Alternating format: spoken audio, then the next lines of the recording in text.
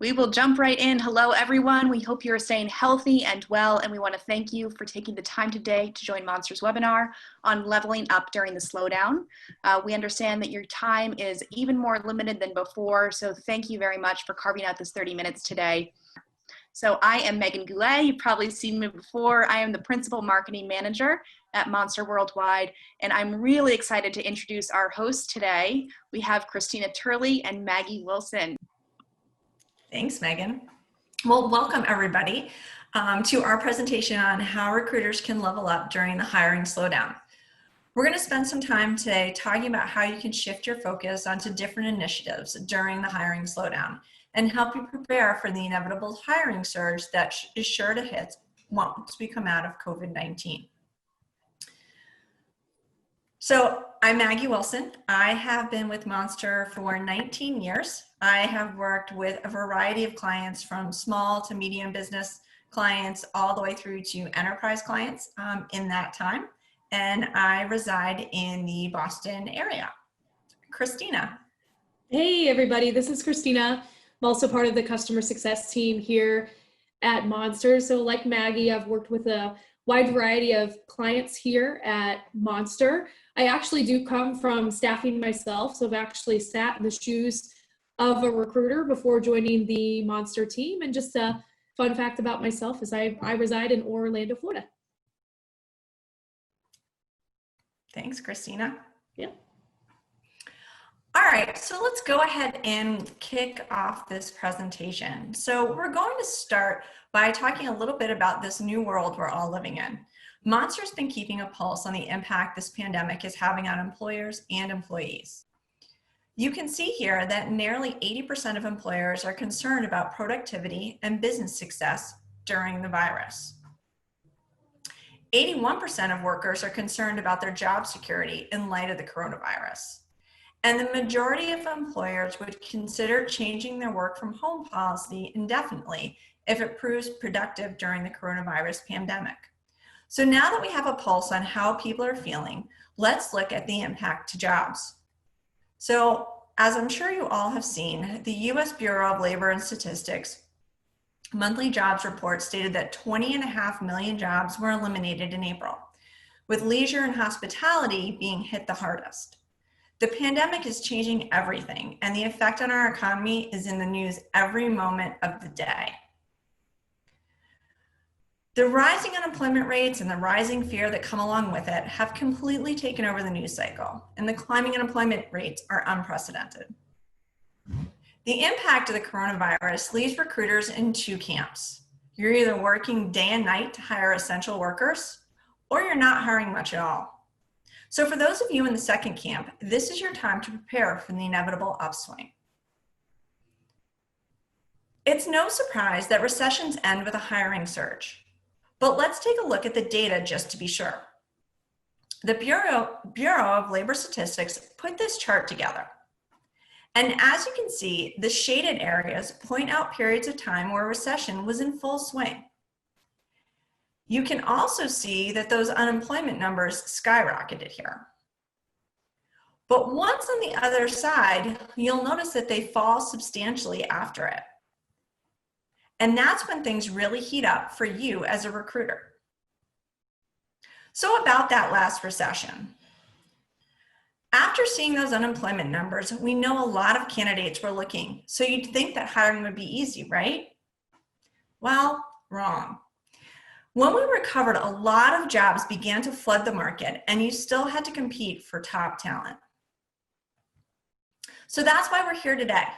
Monster is going to show you how to level up during the slowdown to help you win over candidates when the time comes. Let's go ahead and get started. We put together an acronym to help you remember these tips when you're in a slowdown. When hiring is not your main focus, it's a really good time to reflect and find ways to enrich your recruitment functions in your purview. So we're using this acronym, Enrich, to help you remember the main initiatives that may need some TLC while you have the time. E is first on our list, and it stands for employer brand. N is for developing new skills. Then we have R for reading and responding to reviews. I stands for taking inventory when it comes to both your job ads as well as your ATS. C represents your candidate experience, and H is the hunt for candidates, because it doesn't hurt to look even when you're not actively hiring. So let's start with employer brand. The first question you should answer is, what is the first thing you want people to think of when you think of working at your company? Do you want to position yourself as an industry leader? Do you want them to think that they would be working with the best and the brightest? Do you want them to know that you will be helping people every day? Then ask what's in it for them beyond the paycheck, of course. Are there exciting challenges? Is the work inspiring? Will they be a part of something bigger than themselves? And finally, what company values and culture would resonate with your target candidates? Things like promoting from within, having a diverse workforce, and giving back to the community are all things to think of when you're trying to develop and position yourself as an employer of choice and build on your employment brand. And finally, determine if your recruitment materials answer all of those questions consistently.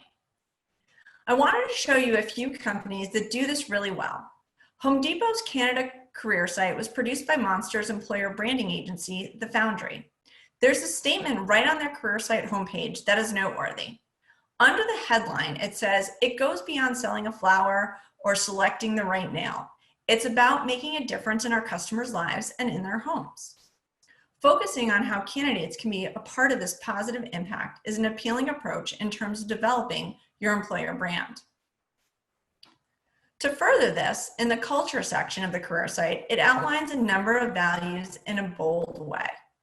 The takeaways include, you'll be part of a company that values you, gives back and does the right thing for customers, shareholders, and most importantly, you. Home Depot also has a call out on their US career site that leads to this page, outlining how they are responding to the COVID-19 crisis. How companies contribute during this crisis may be an important consideration when candidates return to a thriving job market. If your company is doing something to help families, communities, or entire industries, your candidates will want to know. As you can see, Monster is offering free job ads to those hiring for essential roles, like in the healthcare industry. And we're offering a resource center for employees and employers who need the help navigating this brand new virtual work environment. Contributions, no matter how big or small, exemplify your company's values, priorities, and focus, which is why it should not only be shared, but of course celebrated. To that point, here's another example of a company stepping up in light of the coronavirus. Vistaprint actually rolled out a new product, face masks, in record time, and they are donating some of the proceeds to support local small businesses. This is a great contribution and great work, but the most impactful response a company can hope for is someone on the inside cheering them on. Here you can see Laura, a Vistaprint employee, posting a CBS News story and saying, "Part of the reason we've all been working so hard. Proud of this guy, our other leaders, and all my coworkers." This celebratory message and support from within the company does an incredible job elevating Vistaprint's corporate brand as well as their employer brand. All right, let's take a minute to do a quick poll. Please go ahead and raise your hand on the side there if you have promoted or cheered your company for their contributions on social media.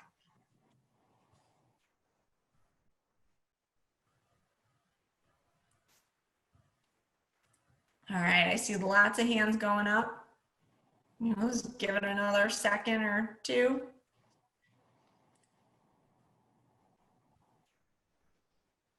Awesome. All right, well, great. It's good to see that so many of you have been doing this. So now I'm going to go ahead and pass the presentation over to Christina. Awesome, thanks, Maggie. So now we're going to talk a little bit about developing new skills. So what are 3 things that you can learn about to become more effective and efficient within your role? You might be thinking, should I know more about social marketing? Or now with all of the social distancing going on, I should learn more about maybe video interviewing, maybe technical training, interview strategies, or AI recruiting. Might be something that you could benefit from. There are just so many things out there that you can do to level up within your own skill set. Now, do you avoid certain tasks or topics because you don't know enough about them? That's when you know you need to immerse yourself in articles to learn more. So you can actually browse Monster's Resource Center. There's a wealth of information there for recruiters, everything from articles around COVID-19 to recruitment strategies, training, and much more. And also join recruitment organizations and industry leaders just to stay in the know. Keeping up with what's trending in this industry should be a part of your daily routine. And finally, are there any recruiter certifications or training courses you could benefit from? There are many forms of certifications out there, but you can also find classes online to strengthen your soft skills and software knowledge as well. For example, Monster Masters has specific product training to help you get the most out of your solutions. There's also Johnny Campbell's socialtalent.com. It's a popular resource for hiring skills. LinkedIn Learning has a lot of training courses and resources available for recruiters as well. And there's AIRS. They have a variety of certifications that you can earn. So up next, we have read and respond to reviews. And you'll want to ask, what are candidates commenting about on your social pages and your career sites? Are there positive comments, negative comments? Are there any unanswered questions? It's not only an opportunity to connect with future candidates, it's an outsider's perspective, which is one you should always keep a focus on. And what kind of reputation do you have online? As we've seen here, one of the top candidate research channels is employer reviews, whether you are coming from the organization or a staffing agency. I'd recommend looking to employee review sites like Glassdoor, Kununu, and Trustpilot just to keep a pulse on opinions and issues so you can get ahead of them. Anyone who is voicing their opinion can provide key insights into how to improve your business and your recruitment brand, which can snowball into new initiatives to turn things into a new direction. And research within your company to see if issues that come to light in reviews are being addressed. You can use this information to create a talk track in case future candidates inquire about specific examples. So we have another polling question here for you guys. Go ahead and raise your hand if either you or someone in your company reads and responds to reviews on sites like Kununu, Glassdoor, and Trustpilot. And Maggie, I'll have to tap into your assistance because I can't see how many people are actually raising hands on my end. I think you might be muted. Yep, so there is lots of hands going up, which is great. All right, good. It's good to see we have quite a few people that have definitely done this. Great, awesome. Well, I'm glad that you guys are doing this, and even just a specific example I can give you is I did used to tap into these when I was working as a recruiter, and this is even if you're coming from a staffing agency, you can still put this to play. You can bring this up with your clients. Sometimes they might not even be aware. So make sure you guys are keeping tabs on those sources. So now we're going to move on to inventory. Let's start out with job ads. So here's a big question for you. How will the pandemic change your job ads? Will it inspire a new call to action? Here's actually a great example from Mercedes-Benz. The world is changing. The question is, what will be our contribution to the outcome? And that's an aspirational statement that can have a really profound impact on seekers who want to be a part of something greater than themselves. So this is really smart positioning here. No, will you need to position your business in a new way? Here's a comical start to a job ad. Did you get laid off? Does your industry suck? Are you a warrior? Now, you guys might not want to take this exact approach, especially if it doesn't align with your employment brand or tone of voice. But just look at what the recruiter wrote below.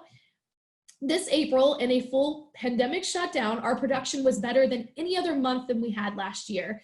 Telling candidates that they're a strong company, even in the worst of times, provides a powerful positioning statement.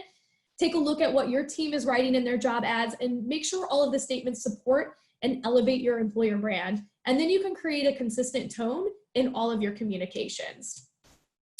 Now, will seekers need reassurance for a safe interview process? So this example says, in light of the current situation with COVID-19, we've modified our hiring, onboarding, training, and development protocols in order to comply with current local and state guidance around social distancing. So they are making an effort right up front to let people know that they are facilitating a safe interview process and work environment, which is becoming a real concern for seekers. You might also need to ask, will you need to clarify future openings during or after the pandemic? So say you do have some positions open up, but because of the virus, they may be different hours, different locations. They might be work from home temporarily, right? Might be something to expect, but it's always a good idea to clarify those points from the start. So you can see the example here. This job will begin part-time as we meet the needs of urgent and emergency patients during the coronavirus pandemic. When we reopen for normal business hours, this will be a full-time job. So just being crystal clear on expectations during and after the pandemic is going to be an important consideration. And then you'll need to set expectations on the new hiring process, right? This is a great example from the waste management company. And it says, in response to COVID-19, we will be conducting our review process through creative solutions. So your patience and flexibility is appreciated, as our process may involve virtual solutions and take longer than normal, right? Not only is this company showing its concern for keeping candidates safe, but it's also a win when it comes to candidate experience. So they're setting those expectations on possible delays, and that's just proving that they are considerate of candidates' time. Next up, will you be transparent about your own hiring freeze? So here's an example from a company that says, we're currently not hiring, but we will keep your application on file for future reference. So this is just a great example of keeping the door open for candidates and making sure that your talent pipeline stays fresh as more and more people approach the job market in light of the pandemic.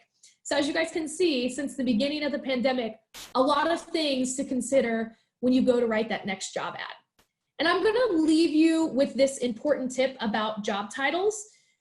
Just to ensure your job is easy for seekers to find, you have to stick with an industry standard job title. No, I know that you guys might be kind of itching to turn that job title into a headline for COVID-19 or put some different scheduling details in that job title.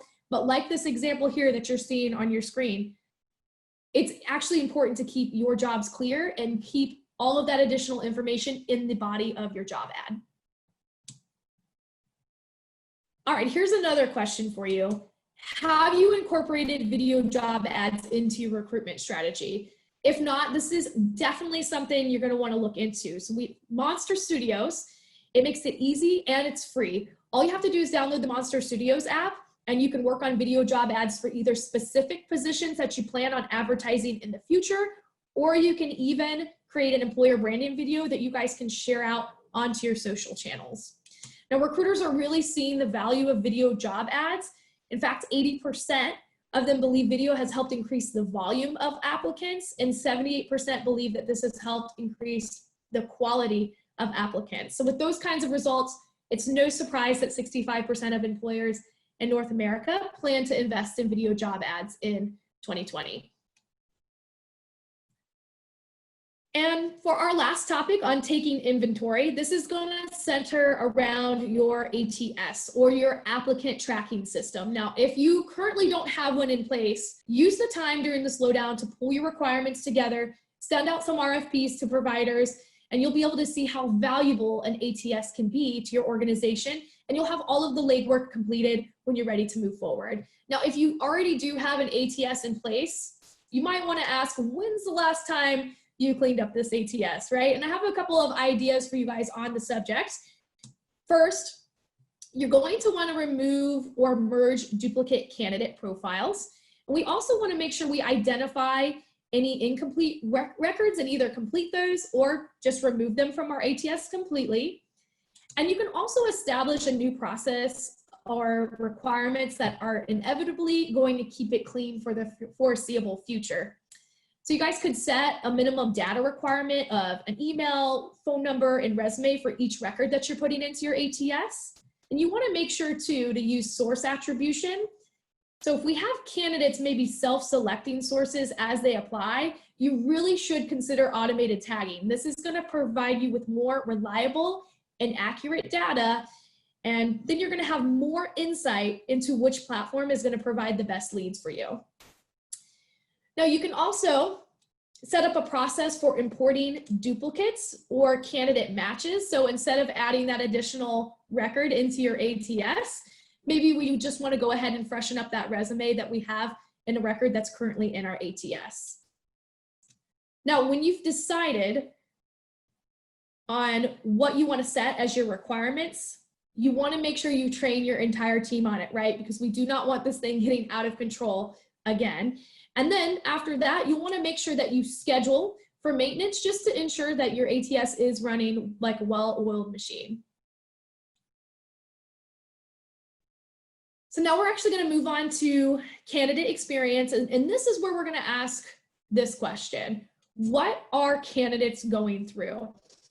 So you and your team may be too familiar with the process to uncover potential drop-off areas or unclear instructions within your application flow. So you'll want to watch somebody outside of your company walk through the apply process on both desktop and mobile. Then you can see if this process is too lengthy or if applicants are running into any hangups along the way.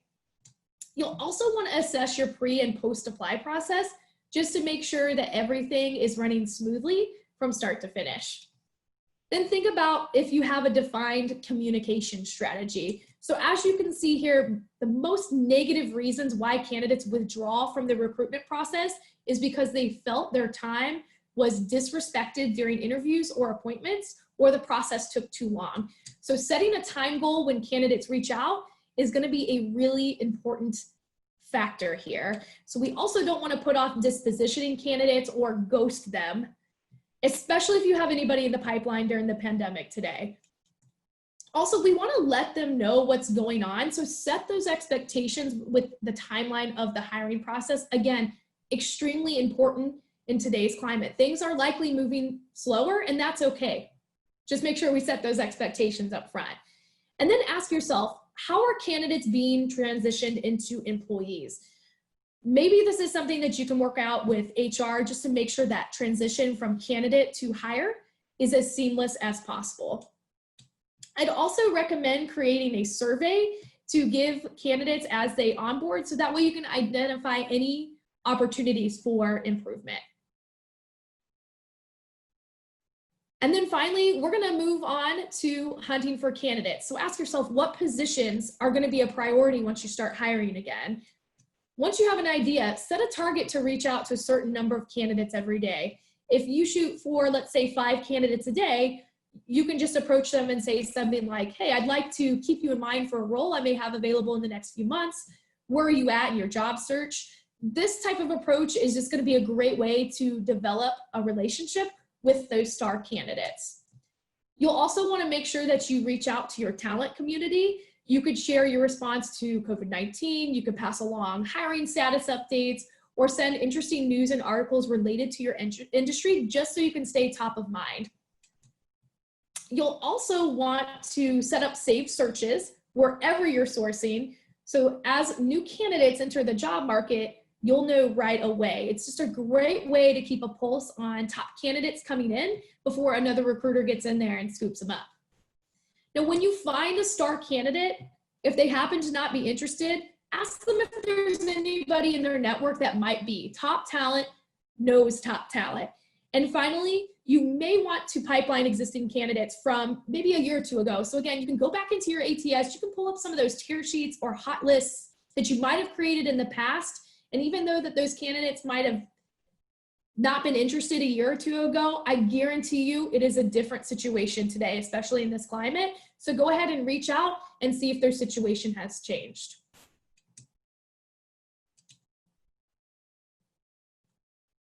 All right, one more question for you guys.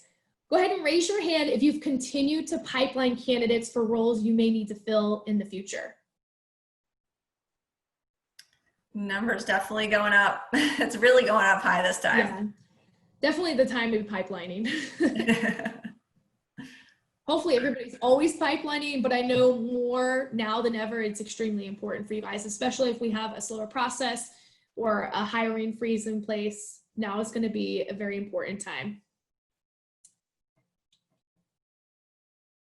All right, and that's gonna bring us to a close on our Enrich framework. So we hope you found this information helpful, and I would like to welcome any questions that have come through during the presentation.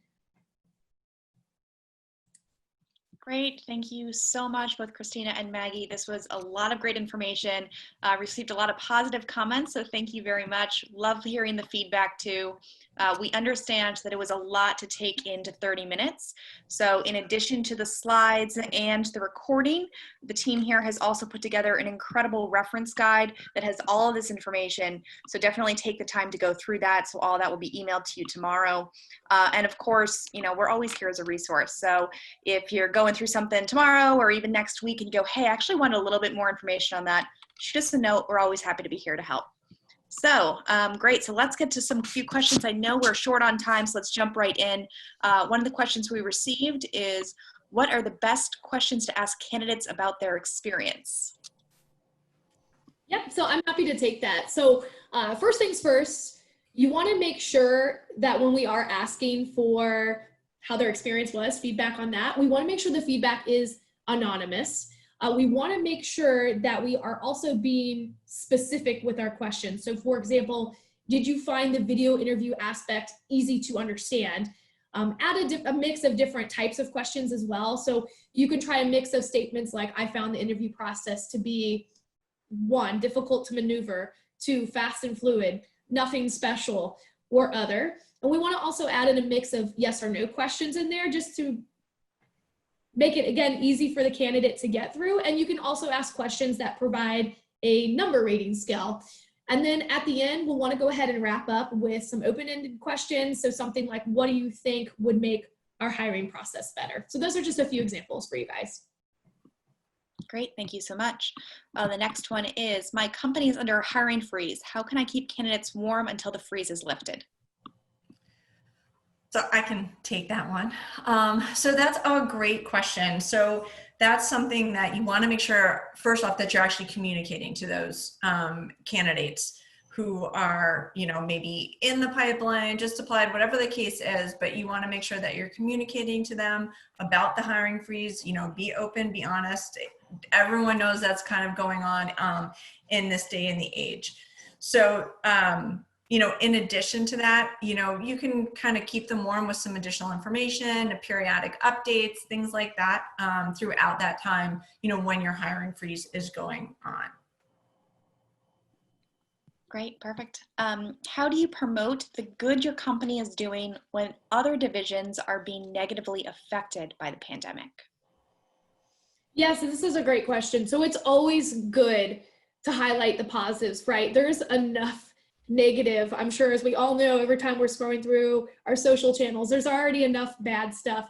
People are depressed watching the news, right? So you want to highlight the positives. So share that out on your social channels. The power of social media is astronomical. So you want to make sure that we are just sharing that information, use things like hashtags. We could talk a lot about social recruitment. It's a whole nother topic, but just make sure that you're putting that information out there. You could even do something like a weekly or bi-weekly newsletter that you either are sharing with either your candidates, with your customers, whatever it may be, but just make sure that you're putting it out there so it's accessible. You could start a blog or even a tab within your own career site as well. So just make sure that you guys are sharing the good news, not highlighting the bad news.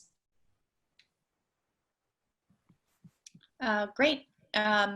Seems more of a staffing related question. With fewer jobs and more candidates, how can I make my, or maybe not, how can I make my candidates stand out? So with fewer jobs and more candidates, how can I make the ones that I want to recommend shine? With fewer jobs and more candidates? Yeah, maybe I can write to Bryce and get a little bit more information there, and we'll jump to another question for now. Okay. You know, we actually have a few questions about videos. I can direct them to another webinar that we've done, but for a quick answer here, for a video job ad, how long should the video be? That's a great question. We're both jumping in there.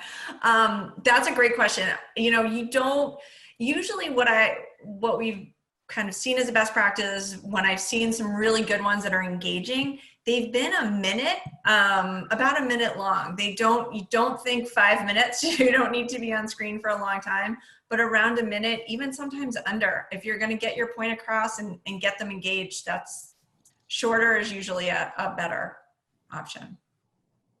Great. Perfect. All right. And I think that is about all the time that we have. Actually, we seem to be over a few minutes, so thank you for everyone for jumping on. We did receive some questions that we are unable to get to during this time frame. So we have your contact information. We'll be following up with you separately. So thank you so much for joining. Really appreciate you coming today. And again, we'll be sending the slides, the recording, and the very detailed reference guide over to you tomorrow. And as always, we are here to help, whether or not it is for your hiring needs today, tomorrow, in the near future, or far away. Please reach out to a Monser representative, and we're always here to answer any of the questions that you have. So thank you very much, everyone, and we'll talk soon. Thanks. Bye, everyone.